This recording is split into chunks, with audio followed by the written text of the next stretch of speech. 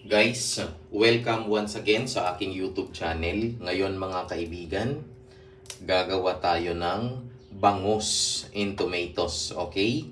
So in other words mga kaibigan, milk fish in tomatoes. So this time, naglagay ako ng canola oil sa ating pan. Una nating priprituhin yung ating squid balls. Tapos mayroon tayo ditong 2 pieces of milk fish mga kaibigan. Pre-marinated na ho ito. Nilagyan ko ng suka, ng bawang, syempre ng salt. Tapos ang ingredients natin mga kaibigan, we have here paprika para magkaroon ng magandang kulay. Tapos we have here bawang, sibuyas at saka luya, paminta. Friends, we have salt at saka sugar. Siyempre, yung ating bida, yung ating tomatoes. Alright? So, guys, once again, please do not forget to subscribe on my YouTube channel and please share. Thank you. So, guys, una nating ipa-fry yung ating squid balls. So, guys, luto na yung ating fish ball. Or luto na yung ating squid balls, mga kaibigan. Ang isusunod naman natin yung ating pre-marinated bangus.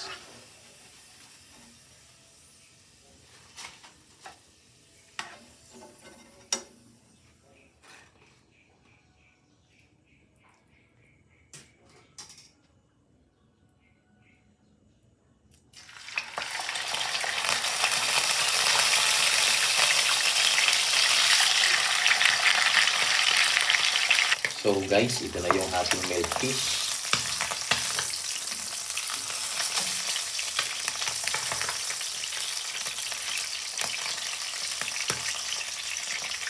So guys, this time we will prepare the sauce for our milk fish in tomatoes. Alam nyo mga kaibigan, pinopromote ko talaga yung tomatoes. Syempre kasi rich in lycopene. Okay? So guys, hintayin lang natin na uminit yung ating oil. Tapos igigisa na natin yung ating tomatoes. Yung sauce ng ating milk fish and tomatoes. Okay? Friends, Happy Mother's Day po sa lahat ng nanay sa mundo. Mahal na mahal po namin kayo. So guys, uunahin natin yung ating sibuyas.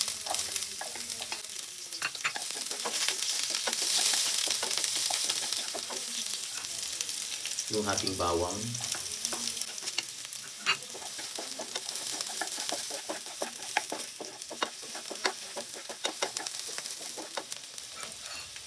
yung ating luya,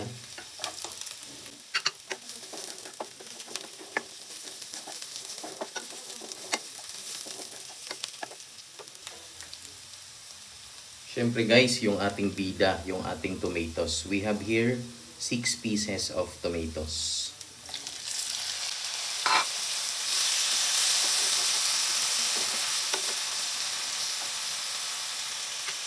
Tapos maglalagay lang tayo ng konting tubig.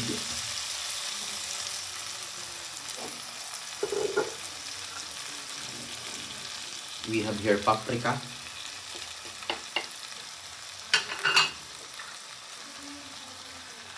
Paminta.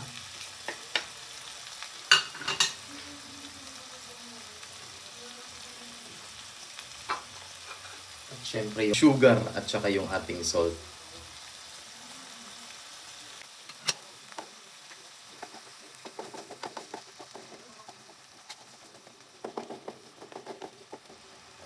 Tapos guys, add ulit tayo ng tubig.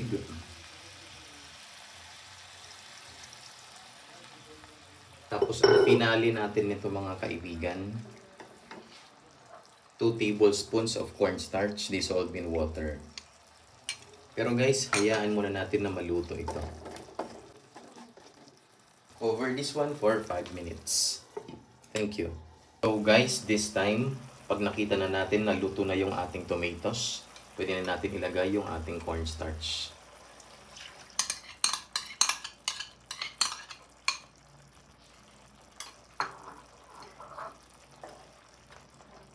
Tapos haluin lang natin. And And of course guys, this is ready to serve.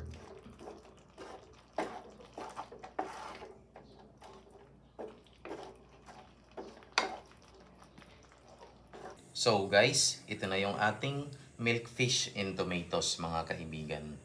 So once again, please do not forget to subscribe on my YouTube channel and please share. Thank you.